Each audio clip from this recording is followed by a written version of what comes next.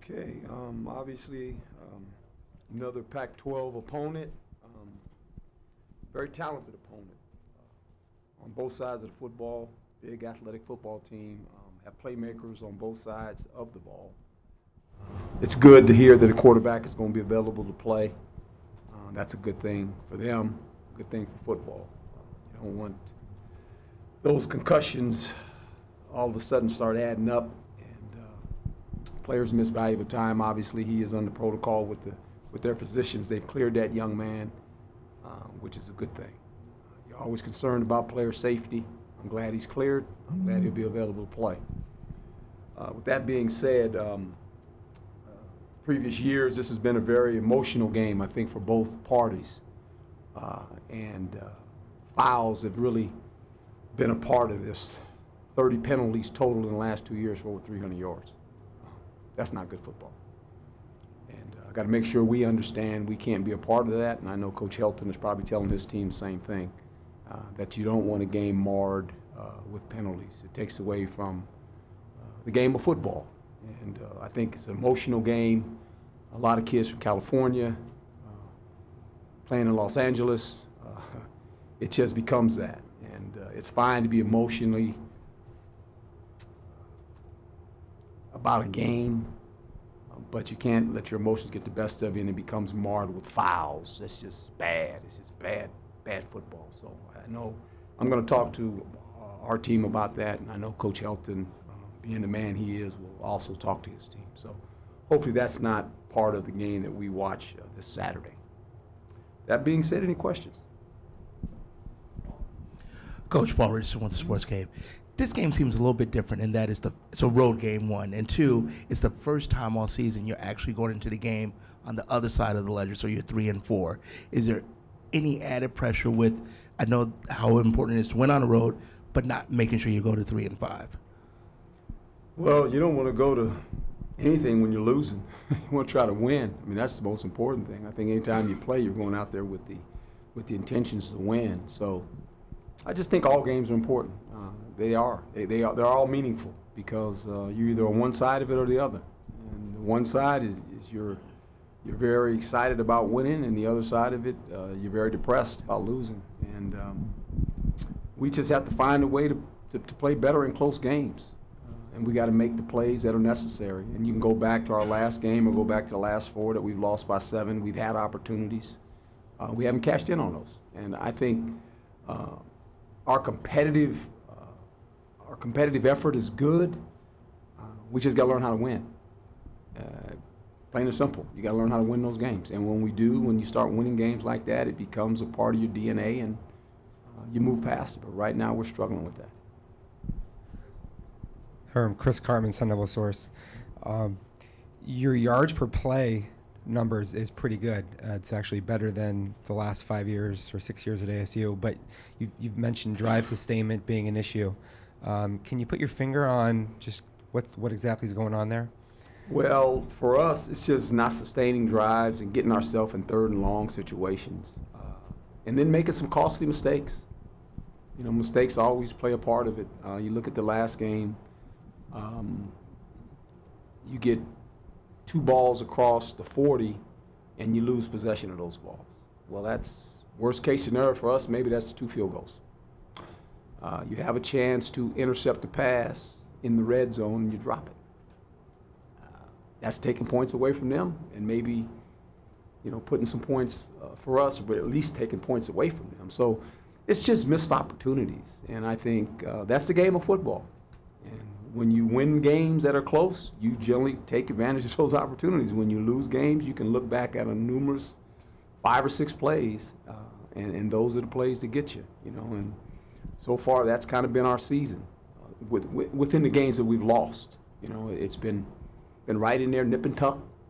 Someone's got to make a play, and we haven't been able to do it yet. Michael Carrison, NBC Sports Radio. Coach, you talk about making the plays, but each week it seems like the defensive, just the effort, the mentality, has gotten stronger, and it seems to be frustrating more teams. Like Paul said, I know 3-4, but the steps the defense is taking, are you like to use the word happy or satisfied, but do you like the improvement you see? Well, I think we knew going in that we were trying to rebuild a defense, a new system, asking players to do some things a little bit different than they've done in the past. I think they're starting to understand what it takes to play good defense. Now we got to continue to do that. We're playing a very talented team. I mean, these guys are talented, and they've always been talented. It never ends with these guys. I mean, the eras that I was at Cal, they were very talented. They had 11 players that went to the National Football League on one team. So, you know, that's what you get. And you know, when you play a team like this, they're always in the game because of their capability of making a big play on either side of the ball, game-changing plays. And that's what they possess. And, you know, you got to be well aware of that they're never out of the game, these guys. They can always find a way to make a play or two on either side of the ball to change the outcome of a game. And we have to be aware of that. Coach Hood, Rubino Devils Digest, when you look at the 3 wins, what are the things that you believe that worked well for the offense then that didn't work in the other games? Was it merely just caliber of opponent? Because, you know, when you compare UTSA and Oregon State to other opponents, obviously, that might not be a fair comparison. Well, in the Michigan State game was probably a level playing field for the most part. They probably had more experience. But we got it to a game where it was a one-score game, like a lot of the games, and we were able to finish it off with the last drive. Okay, I mean, that's how it worked. It just kind of worked out that way. I think for us offensively, we've sputtered some. There's no doubt about it. We got to find a way to get that going again, and there's a lot of veteran guys on offense. But we got to sustain drives. I just think that's the key to us. If we sustain drives and we have the nucleus of just putting some drives together, then we're pretty good. When we don't do that, we're not very good, and we're like any other offense. And so I just think that we got to take a look at it. And you're right, the caliber of opponent has a lot to do with it. We've played some pretty good teams down the stretch here, and their records indicate they're pretty good. I think most of them have only lost one game. So they're pretty good football teams, and you can't give them second chances. We're not good enough yet to do that. There'll come a time when we're good enough, but right now we're not. We have no margin for error. We got to play error-free, and that's hard against good teams because when you make a couple errors or you don't take advantage of the opportunities, they don't let you back in the game. That's how it works. Herm, Doug Howler, The Athletic. There's a lot of noise. Change now, Athletic. That's right. Gotcha, bro. There's a lot of noise around the conference right now about the officiating, and there were some close calls here the other night. Is there a danger when that happens, when the conversation kind of goes that direction to your team and them with a mindset of not just fighting the other team, but you're also dealing with the officials as well? Well, I've always felt this. They have a difficult job. They really do. When you think about them, they never have a home game. Wherever they go, depending when they leave the stadium, how it ends for the home team, then they get the crux of the blame if it doesn't work out or whatever it may be. You know, they've got some difficult decisions to make, and they're under the spotlight. And I think, like anything, TV and instant replay has really made it hard on their profession because we visualize and we see things in slow motion, and it's easy to sit in our living room or in the skyboxes and say, well, you know, they don't see it that way. It's a bang-bang play, and that's what they see. And if you're not in the right position at sometimes, you might not see it all, and that happens. And so, you know, there's a holding call on every play. You want to call it. The nature of their game is this, and a good friend of mine was a fabulous official in the National Football League. His name is Jim Tunney, good friend of mine.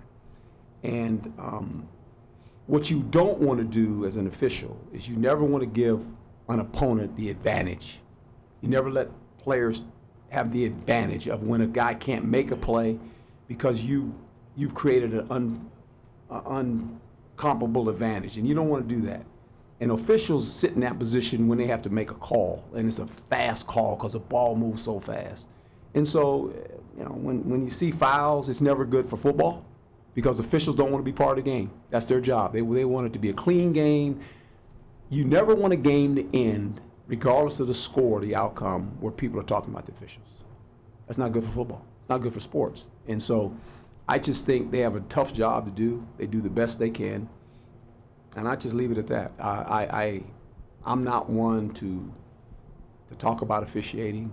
I've done this too long in my lifetime. I know how hard that job is. And they do the best they can. Their eyes tell them this, and they call it. And last time I checked, they don't pick it up. When it's on the ground, you're not going. You can holler, you can rant, you can rave, you can talk about it a week later. Game's over. Yeah, hey, we move on, and that's how it works. And you don't worry about it. And I don't let my team talk about it. I know Danny had a little outburst, and I told him, I said, can't do that. That's not who we are. We don't get into that one. And he understood. I think he came in and apologized, which he should have done. But I've never ever, since being a player and a coach, worried about officiating. I just try to get ready for the opponent and let the game be played and let it play. That's how it works for me. Coach, Harley, you're at Cronkite News. When you Yes, took sir. over the program, you said that you really wanted to build the program. Yes. So what is your opinion on where the state of the program is right now in terms of this season and recruiting looking forward down the road? Well, recruiting, I think we won't know until actually the signing date, but I think we made some headway on that. It's a process, and you got to enjoy the process, and I do. I enjoy the process. I look at it as a process. There's a way you go about doing it, and I think the thing you have to realize is you got to stick to your plan. You can't panic. You cannot panic, and I won't. Look, you guys have watched me coach 7 games. You see any panic in me? You won't. You just won't. I have a great view and vision of what we're trying to do here. And I think the players understand that, the coaching staff understands that, the administration understands that. We're all on the same page. And I said this when I took this job. When those players walk into that stadium, especially our stadium, and they walk by that Tillman statue, whatever they have, they'll leave on the grass. Now, we haven't won enough games. But their effort, you will not question that. You will not question that. And that has never been a question. Now, we got to win more games. I want to win games. I mean, this is too hard. I mean, waking up at 4 o'clock in the morning every day and coming over here and spending 13, 14 hours a day, that's not fun. But there's a process. And anytime I can get a player better and I see players getting better, I'm okay with that because we're getting better. And eventually those things, you get closer and closer and closer, and all of a sudden you start winning those games, and then it becomes a little bit of your DNA. And you know what, okay, this is what we do now. We've gotten close. We just got to go win a couple of those. We'll have some chances. We got 5 more. We got chances still. So we got a chance this week, but we got to play really, really good. And we know that. And we got to get them ready to play good. Coach, Shane Dale with ABC 15. Just in your experience, especially with the younger players, when you lose a lot of close games, does it sort of become a mental thing, like how are we going to get over the hump? Yeah, and I think what you do is you reflect on the game and you give them hope. And they know. I mean, they watch the tape. And you go back and you say, here it is. It's right here for us. And they get it. And the thing about them, I like the resolve. They continue to fight, and they'll continue to fight because they understand they're that close. And it's hard because I feel bad for the players. I mean, I really do because of the effort and everything they put into it. They said it's going to cash in one day for you guys. And so we just got to continue to play that way, and eventually we'll get one to go our way again, and we'll feel a lot better. And I won't be sitting in here and going, hey, we lost by 7 again. If I was, I guess, in Vegas or gambling, boy, I'd be betting on 7 all the time. We'd be winning, huh? Man. It's not Vegas, though. It's football. Herm, you know how it goes with quarterbacks. People are in love with them and people hate them. Yeah, it's a tough job. Is there any message that you're giving Manny right now to kind of keep him, moving Yeah, in the right direction? we obviously I talk to Manny after every game, and he's fine. And I told him, I said, hey, we're just a couple plays either way of being here or there. And he knows. I mean, he's a quarterback. I mean, when the table's set, any quarterback wants that opportunity to say, okay, I got the ball. And hopefully we can continue to do that and get him the ball in situations where he's going to have to make some plays, and he's going to do it. I mean, I trust the guy, and he works at it, and that's all he can do, and He needs help too, though. I mean, you know, it's not like just all on him. Like, can we on defense give him some short fields every once in a while and give him the opportunity to have a short field and have some momentum rather than all the time starting from a deficit or when they do score a touchdown, not allowing them to score a touchdown in the next 3 minutes where he feels like, I just scored a touchdown, guys, and you gave up another touchdown in 2 minutes. You know, you can't do that. So we have to build some momentum for him, and we got to help him. He can't do it by himself, you know, and when he makes some throws, players got to catch it too. I mean, that's how it works. It just works. It's a team effort, and I think obviously the quarterback and the head coach, they're tied together because in your lifetime, that record that you have as a coach and a quarterback travel with you. Doesn't travel with anybody else. It travels with the head coach and the quarterback. Nobody else cares to say, well, the quarterback won this many games, the head coach won this many games, quarterback lost this many games, head coach lost this many games. I get it. So we're tied together. That's how it works. Coach Blaine McCormick, Yes, sir. 12 News. I was just wondering, you've talked a lot about emotions, and especially with your players. Mm-hmm. But what about for yourself personally? And you mentioned the 13, 14-hour days. How are you doing with your emotions right now at this point in the season? Oh, shoot, I'm great. I was on sabbatical for 9 years. You guys just thought I was on TV not doing anything. You guys just thought I was just on television for an hour a day. I was traveling 6,000 miles a week. Think about that. Going to work, right? Going to work, coming back. From California, going to Bristol, Connecticut. Everybody thought I lived in Bristol because I was there so much. Even my family thought I lived there for a while. But, no, I'm fine. I've done this my whole life. This is who I am. I mean, it doesn't, my emotions are fine. I'm pretty, now, you don't see me talking to the players. You don't see me in the meetings. You kind of see me on the practice field, and every once in a while I have one of those outbursts. But for the most part, I've done this too long. You know, it's players don't want to fail. They don't. And I get that. I say that as a former player, you know, and you got to help them. That's what you do. And they go off my lead. They look at me every day and they go, how is the coach coming in the meeting today? What is he going to say? How is he feeling? Well, I'm the guy that turns the lights on in this building. You know, so I got to have energy. But that's who I am. I mean, that's my personality. I mean, I love life. I do. Because life is short. It is shorter than you think. And life's a circle. You know, it's just a big circle, and the people you touch in your life is important. These are young men, and you always have to give them hope, knowing that, you know what, every Saturday we walk onto the ball yard, we're going to have a chance to win. They believe that. They truly believe that, and I got to make sure they understand it. Every time we walk in the ball yard, it doesn't matter if it's here, on the road, doesn't matter if we're favorite, underdog, we're going to have a chance to win. Now, we got to do some things correctly to win, but you know, that's what the head coach has to do. And I think those guys believe in me and they trust in me that they're going to have an opportunity to win, and they got to go make the plays to do it. Herm, just building off my earlier question. So after the San Diego State game, you put in more of the gap scheme stuff. And then after the bye week, it seemed like there were some additional wrinkles that maybe could build off of that. Is this kind of a multi-stage process of becoming what you guys are going to be? And irrespective of maybe the scores or the results, are you seeing things about that you like? Yeah, I am. And I think there's a process of what you're trying to do on both sides of the ball, understanding that there's certain things that have to stay in place because of the players, correct? Because you don't want to put the players in a position where it's up, this is all new. You try to build a program around the talent you have, and you say, okay, this is what these guys can do well. With that being said, you're also trying to establish a foundation of it's going to go here. Okay, defense is not very hard because it's new. Offense, a little bit different. Just a little bit different on offense because of the players that are back on offense. There's more veteran players over there than there are defensively, let's just say, okay? And so you want to keep that somewhat similar. Run game's changed a little bit. You've seen that, all right? And that's probably going to be us. I shouldn't say probably. It's going to be us, okay? As we continue this process, now it's just a matter of how do we blend that with the passing game? You know, how does the passing game and the run game fit together?